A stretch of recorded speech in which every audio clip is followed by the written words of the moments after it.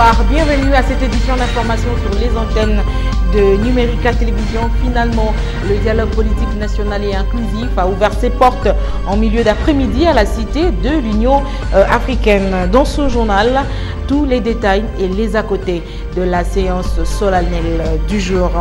Pendant que les uns montaient vers le Mont Ngaliema, le rassemblement faisait le tour des chancelleries.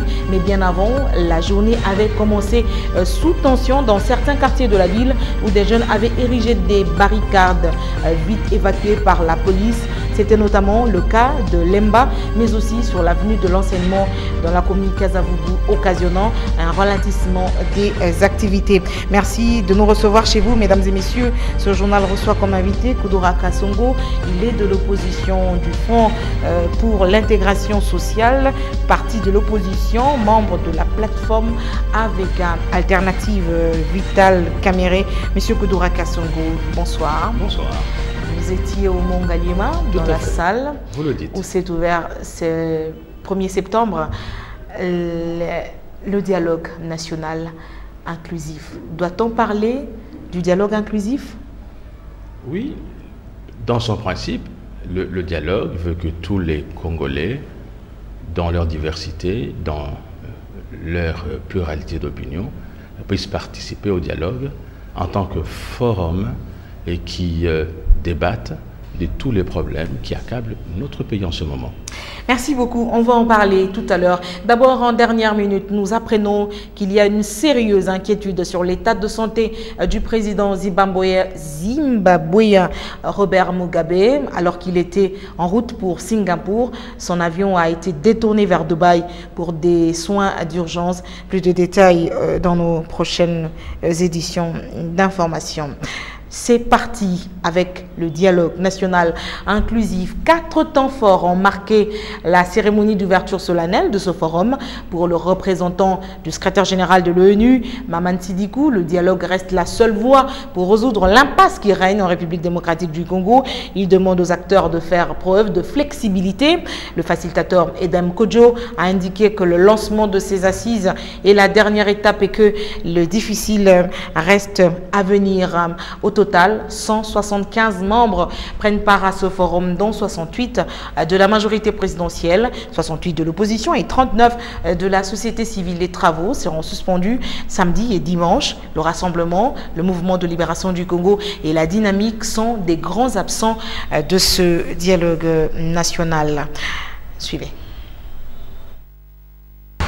De venir ici, cet impressionnant élevage d'hommes et de femmes parmi les plus réputés et les plus chevronnés du pays, venus de tous les horizons politiques et de la société civile, nous offre l'avantage incomparable de pouvoir toucher du doigt les enjeux de ce processus et les défis qu'il nous condamne à relever. Ce que nous voulions pour notre pays, c'est son droit à une vie honorable, à une dignité sans tâche, à une indépendance sans restriction. Que pourrais-je dire d'autre? Que mort ou vivant, ce n'est pas ma personne qui compte, c'est le Congo. C'est notre pauvre peuple dont on a transformé l'indépendance en une cage, d'où l'on nous regarde du dehors, tantôt avec cette compassion bénévole, tantôt avec joie et plaisir. Mais ma foi restera inébranlable. Je sais et je sens au fond de moi-même que tôt ou tard, mon peuple se débarrassera de tous ses ennemis intérieurs et extérieurs, qu'il se lèvera comme un seul homme pour dire non au capitalisme dégradant et honteux et pour reprendre sa dignité sous un soleil pur. La presse en avait fait écho déjà, mais c'est officiel. Vital Kamerhe, co-modérateur du dialogue, il a dit ne pas décevoir ceux qui l'ont désigné comme co-modérateur du dialogue. Il encourage le gouvernement à aller jusqu'au bout pour libérer les prisonniers politiques et d'opinion en vue de décrisper le climat politique. Le co-modérateur invite l'UDPS et le G7 à rejoindre le dialogue. Le dialogue soit conduit par un panel de facilitateurs avec comme deux objectifs: organiser des élections transparentes, apaisées. Deuxième objectif, que ces élections débouchent une alternance démocratique dans notre pays. Et nous avons dit qu'on ne peut pas aller au dialogue pendant que nous avons des prisonniers politiques et d'opinion. Nous ne pouvons pas non plus aller au dialogue pendant qu'il n'y a pas de mesures de décrispation politique. Nous allons les évaluer, nous sommes là, mais c'est sous l'égide de la résolution 2277. On a le choix, soit on commence par la guerre pour dialoguer après, puis on commence par le dialogue et on évite la guerre. Ils sont venus là, pas pour trahir, pas pour violer la Constitution, pour donner la chance à la paix et avoir les élections. Soyez certains qu'au premier geste, à la première tergiversation qui risque de nous amener dans un alisement, nous serons les premiers à dire ok, la Constitution prévoit le dernier recours, c'est l'article 64. Mais avant d'arriver à l'article 64, appliquons d'abord la résolution 2277. Aujourd'hui, nous parlons béni, les gens continuent à mourir. Et nous avons proposé il y a une année le dialogue sécuritaire sur Béni. Donc nous, l'opposition, indépendamment du fait que nous avons parlé de l'élection, nous allons demander qu'il y ait quand même des pistes pour amener l'apaisement à Béni, et ça devra se traiter au sein des institutions et dans un autre forum. Au chapitre des réactions, ils sont presque unanimes sur l'ouverture du dialogue. Les participants ont convenu pour le caractère inclusif des assises. Ils sont au micro de Félix Ilunga et Eric Ndongala. Non, il y a un grand travail qui se fait par des personnalités attitrées pour attirer nos collègues, nos amis de l'UDPS et alliés et du G7 pour venir participer au dialogue. Et ce travail est véritablement avancé. Bon, Vital Kamerhe, qui est également de l'opposition, effectivement, qui est déjà choisi comme modérateur, il ne pouvait qu'en profiter pour appeler tous les autres collègues de l'opposition de venir participer aux travaux. D'abord, il faut suspendre les travaux, chercher à ce que les amis qui hésitent encore venir autour de la table pour qu'on puisse discuter et que certains préalables soient aussi réalisés pour que nous puissions travailler dans un climat de sérénité. Le dialogue doit être effectivement inclusif, donc il faut que tout le monde soit là pour que nous puissions parler de notre pays. Si vous avez lu le programme, le facilitateur lui-même avait déjà prévu, sur le programme, il était prévu qu'on suspende les travaux pour qu'on le reprenne plus tard, afin que le dialogue puisse être le plus inclusif possible. Et donc la proposition n'était pas nouvelle parce qu'elle figure sur le programme. Donc vous êtes en train de me demander de faire les dialogues avant les dialogues. S'il y a un accord politique, il sortira du dialogue. Mais pour l'instant, moi je ne suis pas au courant d'un quelconque accord politique. Et si les participants estiment qu'ils doivent aller vers un accord politique, c'est leur droit. Mais pour l'instant, je ne saurais rien dire parce que je n'ai pas vu un quelconque accord qui a été proposé, que j'aurais pu lire à mon niveau. Ceux qui veulent perturber l'ordre public au motif que les élections ne seraient pas organisées, à l'issue de ces dialogues, on connaîtra un calendrier le plus inclusif possible qui permettrait à des dates précises l'organisation des élections. Koudoura Kassongo, je vous retrouve, je rappelle pour ceux qui nous ont pris en cours que nous recevons l'opposant Koudoura Kassongo. On vous a vu dans la salle, de tous ces discours entendus, est-ce qu'il y a lieu d'espérer? Je voudrais d'abord, je vous remercie de l'opportunité que vous m'offrez pour que je puisse parler, je dirais même au nom des collègues, des compagnons qui sont avec nous dans le même groupe et avec qui nous partageons le même idéal. Le dialogue, s'il faut me permettre de rappeler brièvement un peu l'historique. Le dialogue a deux étages. Le dialogue, le tout premier que nous avions demandé, c'est celui qui a été consécutif au scrutin présidentiel, au résultat frauduleux, que nous avons estimé frauduleux, issu des élections chaotiques dans le pays. De 2011. La communauté internationale l'a reconnu. Les confrères journalistes l'ont écrit, l'ont décrit aussi. Il y a eu des manifestations, il y a eu même des sit-ins qui avaient été faits ici dans la ville de Kinshasa, à l'ambassade des États-Unis. Madame Denise Péto était là, Bokassa Martin qui était là, Koudora Pascal était là, et d'autres femmes, et d'autres, pour dire qu'il y a eu un hold-up électoral. L'Église catholique avait dit aussi que les résultats n'avaient pas reflété la vérité des urnes. Ça, c'est ce premier dialogue. Et ce premier dialogue-là, le président de la République n'a pas daigné y réserver une suite favorable, ni bienveillante encore moins. Les années se sont écoulées.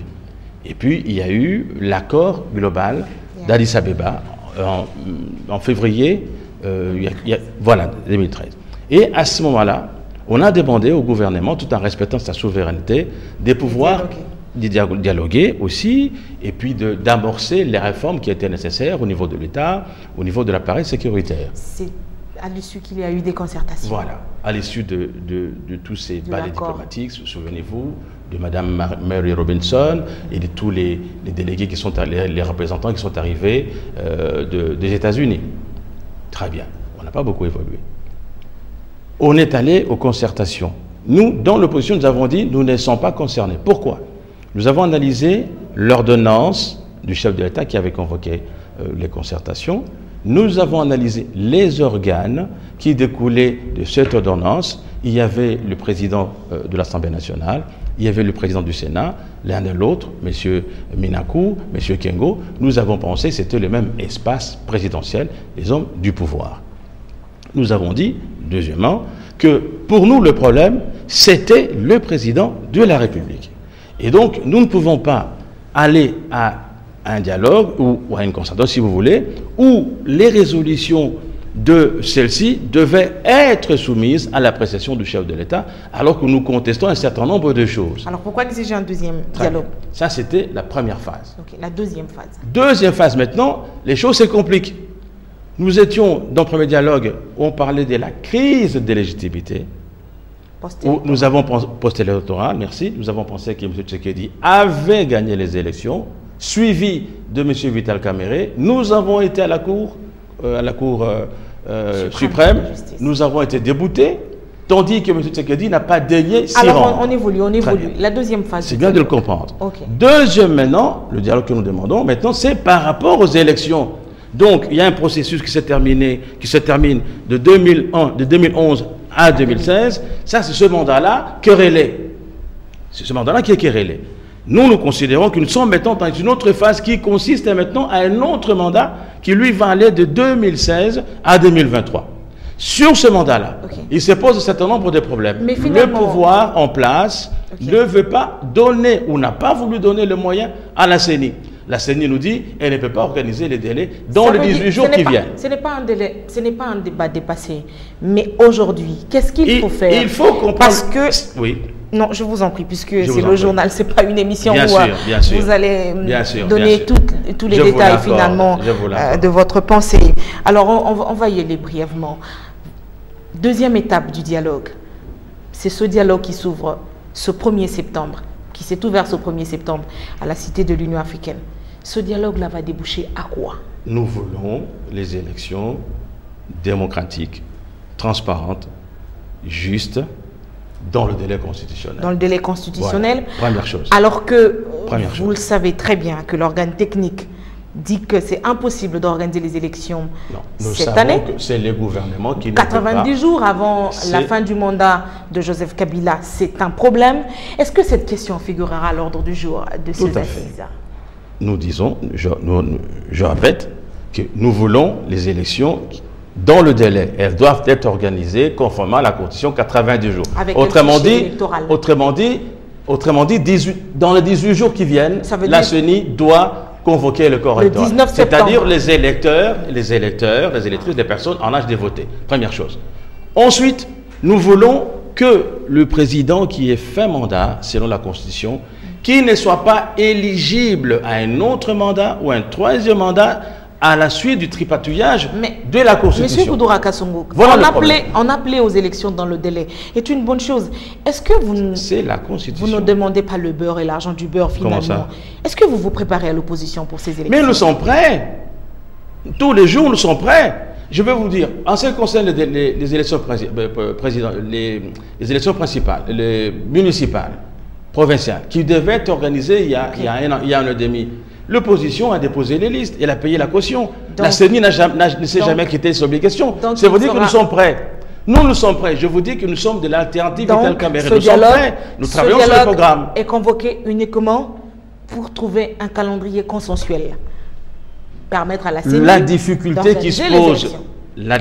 qui se pose et les approches qui sont différentes chez les uns et les autres, c'est que les uns disent qu'il ne peut plus y avoir de dialogue parce que le gouvernement n'a pas voulu volontairement, a refusé de donner le moyen à la CENI. Autrement dit, le président de la République, il ne partira pas à la fin de son mandat.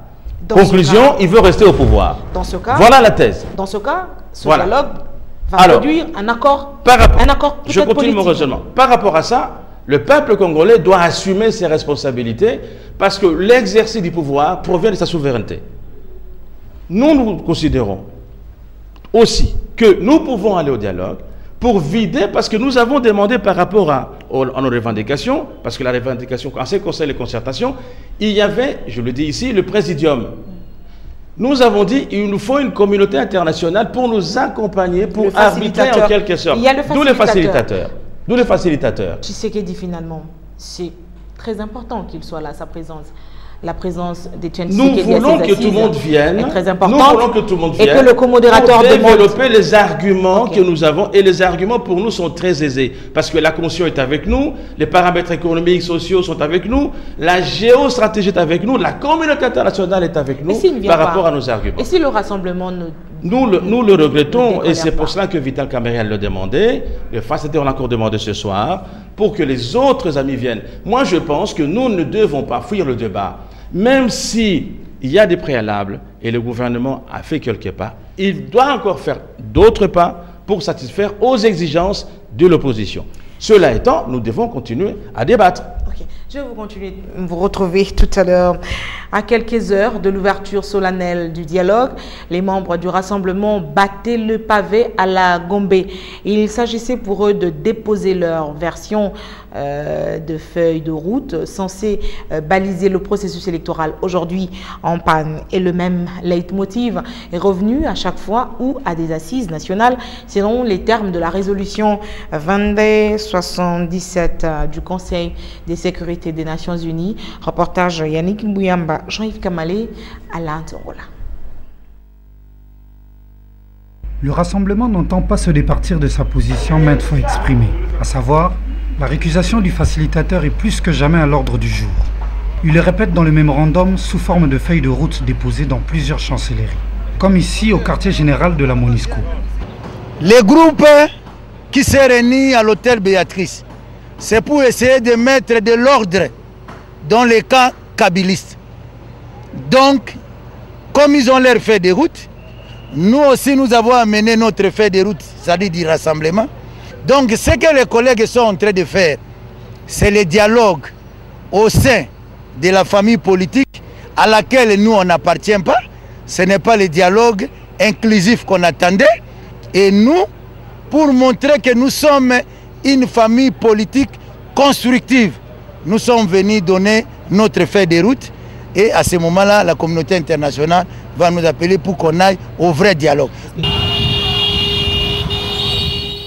La caravane motorisée des opposants avait pris d'abord la direction du siège de l'Union africaine. Au sortir de l'audience, il y a eu quelques heurts.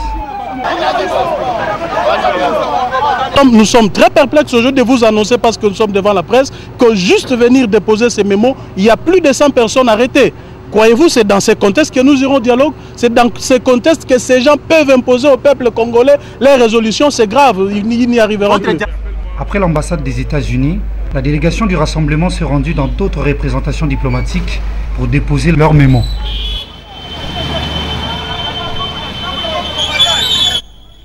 Elles ont décidé de ne pas baisser les bras. Les membres du cadre permanent de concertation de la femme congolaise expriment leurs craintes par rapport à la feuille de route du dialogue national qui parle de la représentation raisonnable des femmes et des jeunes. Le CAFCO plaide pour une rallonge de la composante femme.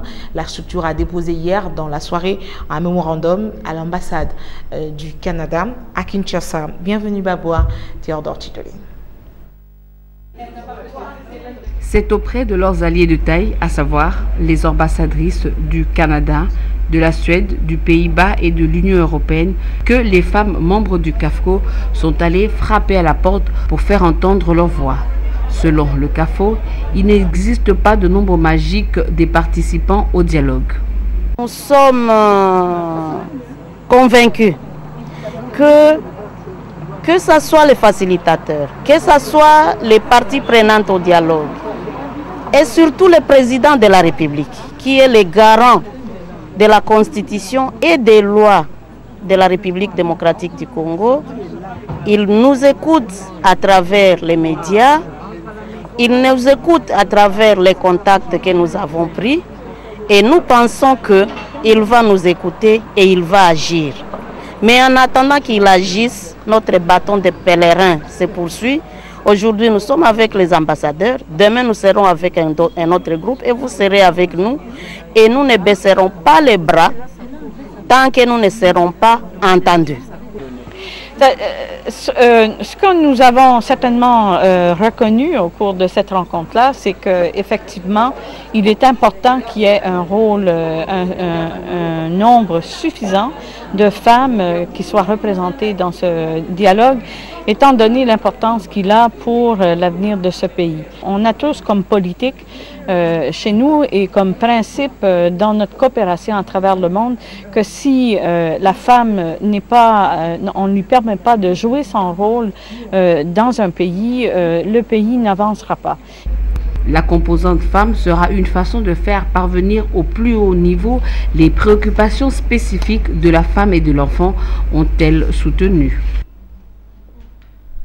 On va changer de chapitre pour parler du massacre dans les territoires de Béni et de Lubero, un génocide aux multiples conséquences, thème de la journée de réflexion organisée par le mouvement international des étudiants catholiques de l'université de Kinshasa, en présence des délégués de la communauté Nandé et du président de la société civile de Béni. Les images et commentaires. La situation est vraiment préoccupante dans le territoire de Béni et Lubero depuis près de 3 ans. Selon le président de la société civile de Béni, environ 1270 personnes ont été sauvagement tuées entre 2014 et août 2016. 1470 personnes enlevées et portées disparues, 1750 maisons incendiées, plusieurs femmes et enfants violés, ce qui est intolérable pour les ressortissants de cette contrée, d'où l'appel à une mobilisation tous azimuts. Appuyer dans la lutte pour mettre fin à ces massacres. Et nous croyons que les amis qui ont été à cette conférence vont nous appuyer parce qu'ils ont très bien compris qu'est-ce qui se passe exactement à Béni par rapport à ces massacres. Bon, notre prochaine étape, c'est de rencontrer également d'autres couches qui pourront également avoir la bonne information et à la source pour qu'eux aussi adhèrent, pour que nous tous nous puissions lutter ensemble pour mettre fin à ces massacres. La communauté internationale a le devoir de faire rentrer les FDLR chez eux. Nous les avons accueillis au pays, ils vivent dans notre pays, mais ils doivent rentrer et cesser de tuer, d'éventrer et de menacer la population congolaise. Nous avons le droit et l'engagement d'œuvrer pour la paix, pour plus de fraternité dans le monde. Et nous appelons les étudiants, les jeunes, à une citoyenneté active et responsable. Après la conférence, une messe de suffrage a été organisée en mémoire de ces Congolais qui ont perdu leur vie lors de ces massacres. Quiconque passe sur le pont Bongolo à Limité, des quartiers Matongé et Kauka est assailli par une vision incroyable. L'amoncellement des ordures laisse douter des capacités des administrateurs de la municipalité, sans compter que les riverains eux-mêmes y sont pour beaucoup. Reportage. On ignore les dépositaires de ces immondices, mais il est une chose sûre, cet amont des déchets est la résultante d'une habitude des riverains des quartiers environnants. La crainte, ce sont les orages qui s'annoncent bien dans la ville. À la première pluie diluvienne, ce réservoir d'immondices aura de la peine à laisser entraîner toute cette saleté par le courant d'eau.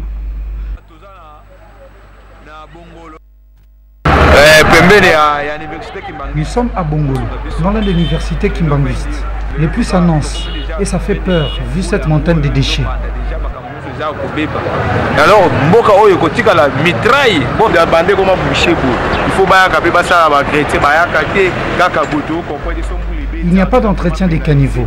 Depuis que le pont est bouché, on n'a jamais vu les agents de la commune ici.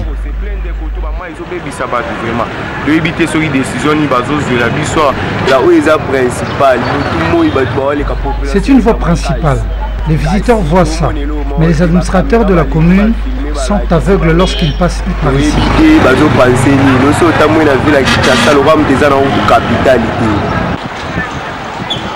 Plusieurs facteurs sont à l'origine de cette situation. À y regarder ou observer de plus près, le pire est en route.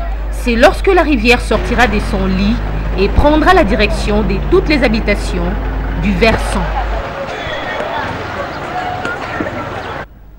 Un reportage de Michel Kérékéré sur les images de Sonny Moulopoué.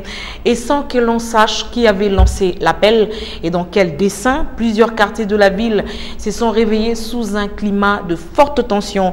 À Lemba et plusieurs parties de Matete, des jeunes brûlaient des pneus, tandis que sur l'avenue de l'enseignement à Kasavubu, la police a dû disperser des manifestants qui comptaient accompagner les leaders du rassemblement dans leur démarche de dépôt du mémorandum auprès des ambassades. Ils ont été dispersés par la police nationale congolaise.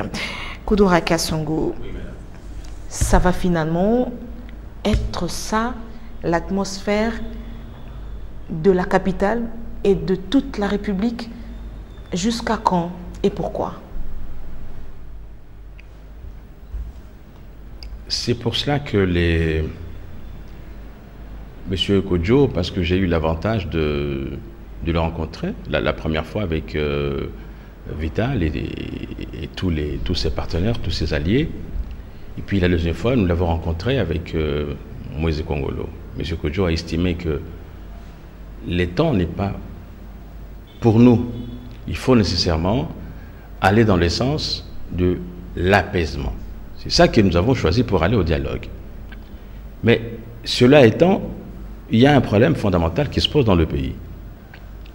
Lorsque on a un contrat de bail, parce que être député, être sénateur, être ministre, être président de la République, c'est un contrat de bail. C'est un contrat social entre la population, le peuple, détenteur de la souveraineté, et celui qui l'exerce en son nom.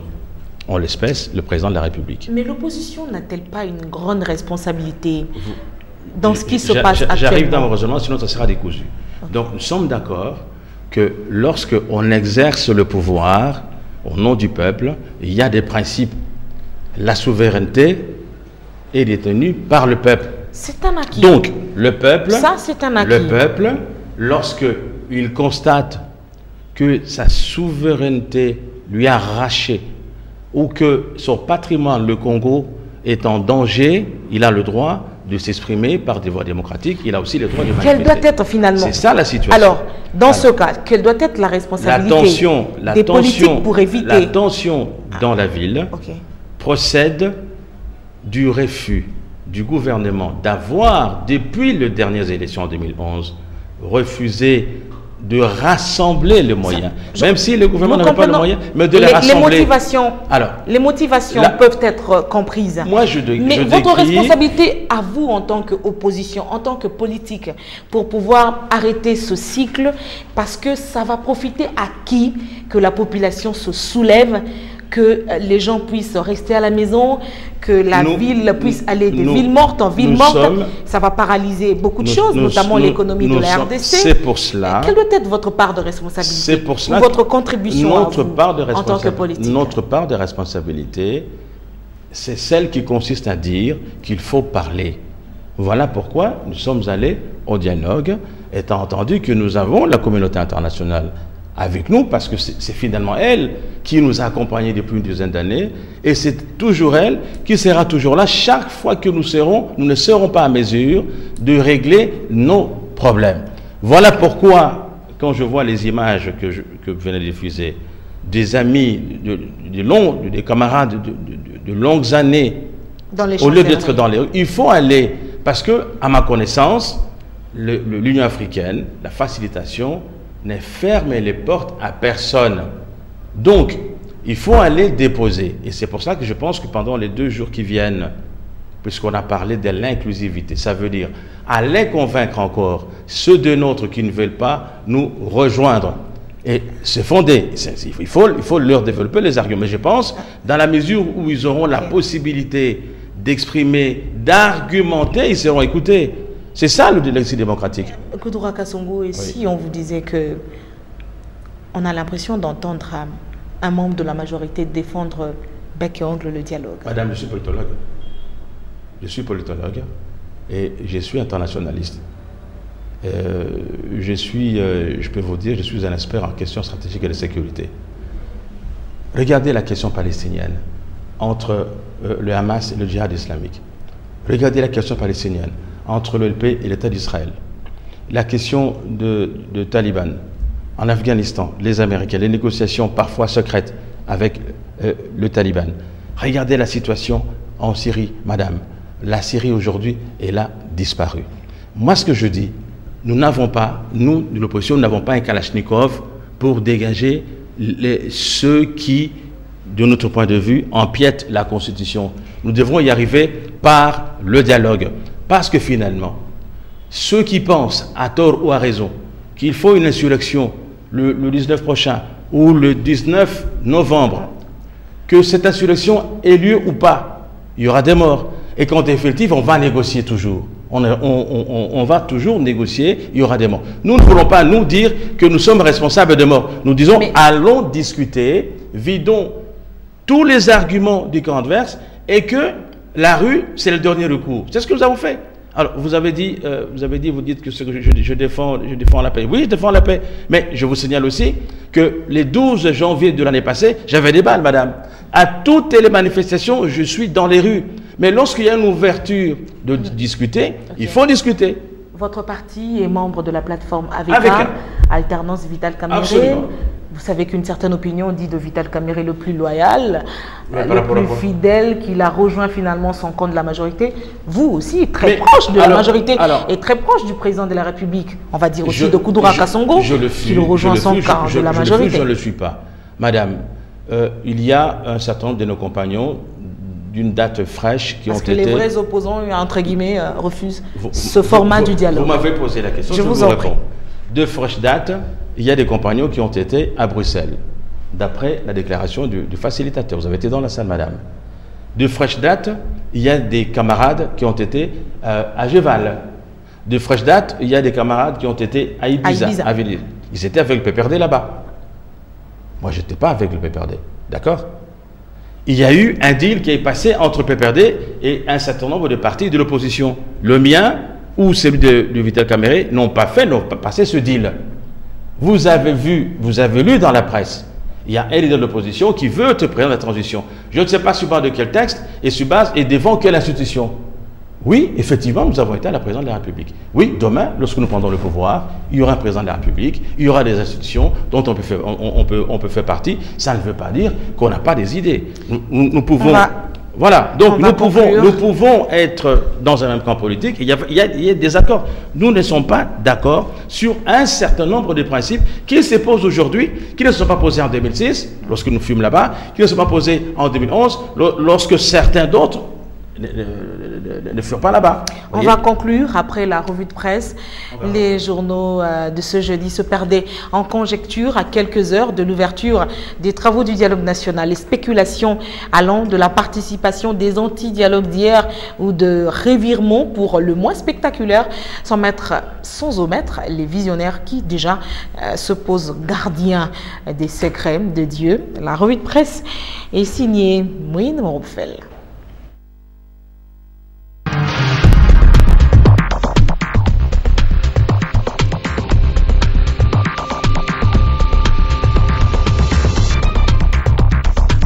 Coïncidence ou non, c'est ce 1er septembre que débarque sur le marché des médias un nouveau titre, Breaking Up, 40 pages.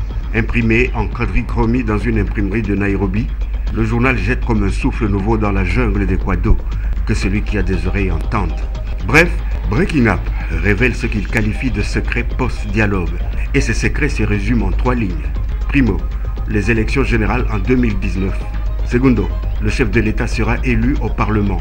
Et enfin, tertio, le mandat présidentiel passerait de 5 à 7 ans, renouvelable, voire sans limitation. À lire également un article intéressant sur la spéculation entretenue au nez et à la barbe de l'État par les importateurs de ciment gris. Ou encore, la bataille entre Matata et le sénateur Mokonda Bonza. Confrontation qui a quitté l'hémicycle pour se transporter à l'université, terrain non conventionnel s'il en fut.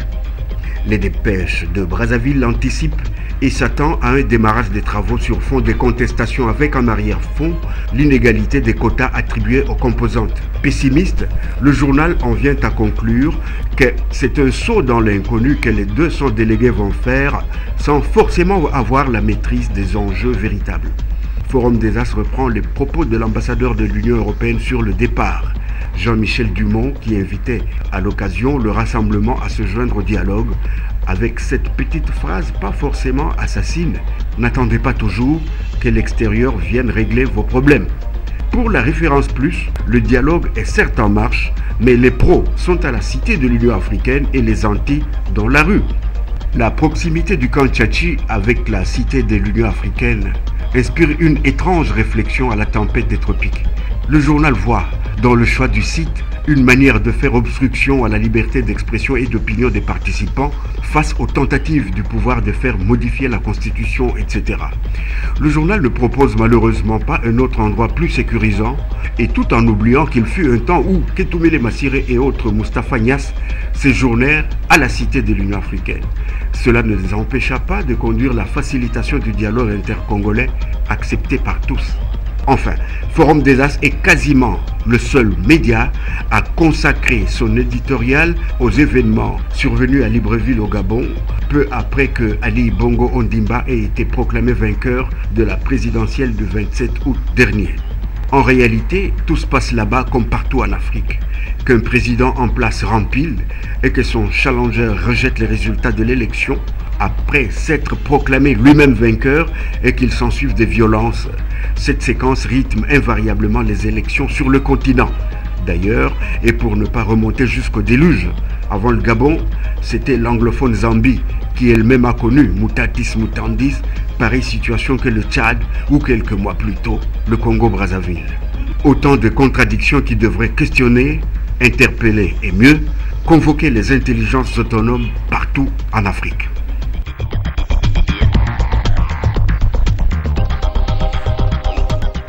Droit Kassongo, je vous retrouve pour conclure ce journal. Pas d'élection cette année 19 septembre, en conséquence, pas de passation de pouvoir en décembre. Qu'est-ce qui se passera? Vous voyez bien, je ne suis pas venu avec une boule de cristal pour lire l'avenir. Mais je dis, s'il n'y a pas d'élection, s'il n'y a rien qui est fait pour qu'il y ait l'apaisement, comme ce qu'on est en train de demander au pouvoir, celui-ci en assurera pleinement la responsabilité. Mais ce que j'aimerais aussi dire, pour conclure, c'est que l'inclusivité, il faut tout faire pour qu'il y ait un très grand nombre de Congolais, pour des opposants je veux dire, pour participer au dialogue. J'aime l'image du berger qui a son mouton et il y a un mouton qui manque à l'appel. Il en garde 99. Il va le chercher pour avoir le 100 moutons. Donc nous devons chercher tous les camarades, et c'est ce que Vital avait demandé, et c'est ce que le facilitateur a souhaité pendant le 2 jours, qu'on va mettre à profit pour ramener les autres au dialogue et y déposer et y défendre les mémorandas dont on a parlé ce soir. Première chose. Deuxième chose, l'inclusivité. On est à environ des 100. Je pense qu'on peut faire un petit effort pour intégrer d'autres Congolais qui frappent au portillon, notamment les femmes. Je me suis aperçu qu'il n'y avait pas beaucoup de femmes. Aussi bien, la majorité ne m'en occupe pas, mais en tout cas, en ce qui concerne l'opposition, j'ai vu au moins 2 ou 3 femmes. Co-modérateur, on termine, co-modérateur du dialogue. Pourquoi Vital Kamerhe et à quel prix? C'est les pairs qui l'ont choisi, je n'étais pas au vote. On nous a rapporté qu'il y a eu un consensus au niveau de Vital Kamerhe. Vous avez entendu parler d'un gouvernement de transition à l'issue de ce dialogue, Vital Kamerhe, Premier ministre. C'est ça le prix? Il n'y a pas, madame, à ma connaissance, je suis allié du président de l'honorable Vital, je n'ai jamais eu vent de ça. Moïse Kongolo qui est venu nous en parler, il ne nous a pas parlé de ça. Ce matin, j'étais dans la salle, on n'a pas parlé de ça. Nous parlons et nous sommes attachés à 2 choses. Organiser les élections pour qu'il y ait, d'abord, il faut un calendrier consensuel. Nous souhaitons qu'il y ait un bon calendrier et deuxièmement qu'il y ait alternance. Dans la feuille de route de l'opposition, il n'y a pas la formation du gouvernement de transition, ni de constituer les institutions de la transition. Il n'en est pas question. Mais cependant, je ne peux pas prédire ce que le dialogue va donner. Merci beaucoup, Koudoura Kassongo. Je rappelle que vous êtes président du parti FIS, le Fonds pour l'intégration sociale, membre de la plateforme alternative Vital Kamerhe. Merci de la dynamique. Merci, madame, d'être passé sur les antennes de Numérica TV. Et à demain. Commenter l'actualité avec nous. Rappel des titres. Finalement, le dialogue politique national et inclusif a ouvert ses portes en milieu d'après-midi à la Cité de l'Union africaine. Dans ce journal, tous les détails et les à côté de la séance solennelle du jour. Et pendant ce temps, alors que les uns montaient vers le Mont Galiema, le rassemblement faisait le tour des chancelleries. Mais bien avant, la journée avait commencé sous tension dans certains quartiers de la ville où des jeunes avaient érigé des barricades vite évacuées par la police. C'était notamment le cas dans la commune de Lemba, mais aussi sur l'avenue de l'enseignement, commune Kasavubu, occasionnant un ralentissement des activités. Ce journal a reçu comme invité Koudoura Kassongo. Merci beaucoup de votre particulière attention. Demain, 13h, vous retrouverez Jefté Kitita à 19h, Michel Kérékéré pour la grande édition. Moi, je vous retrouve dimanche pour la rétrospective de l'actualité de la semaine avec un invité sur les antennes de Numérica. Très bonne suite de programme à tous. Bonsoir.